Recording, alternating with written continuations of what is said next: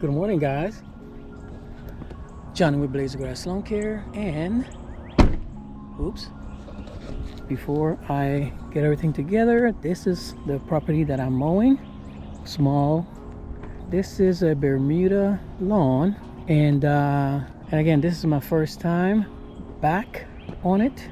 Well, yeah, I was hitting it like once a month during the winter. But let me show you, man. Let me show you what we experience here. So you see this? This is armadillo. These are armadillos that's trying to find some food. So what I'm gonna do is I'm gonna put down some insecticide because they're trying to eat some stuff, and then we have a lot of weeds. These are broadleaf weeds, and they're pretty easy to get rid of. And here's another armadillo hole. And let me tell you guys, when it comes to armadillos, you can get some armadillo scram and they will go away, but then eventually they'll come back. But if you get rid of the grubs and stuff that they eat, man, let me tell you, they'll go away. Okay, they'll go away and probably hit the neighbor. But within a week or so, man, this place is gonna look real nice. So no big deal. Now, I'm not gonna spray this today. I'm gonna spray it next time I come, next week. So today, all I'm gonna do is mow it. I'm gonna take it down to 1.5 inches because I keep it at 2 inches, and edge it and trim it. But next time I show up, I'll spray it and we should be good to go. Okay? All right, so let's get hot. First thing is first.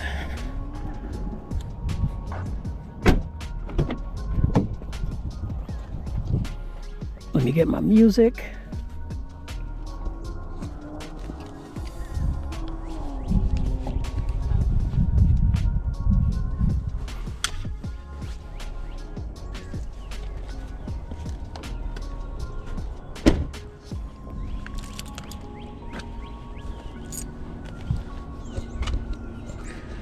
So let me ask you real quick, what do you guys listen to when you're doing your work?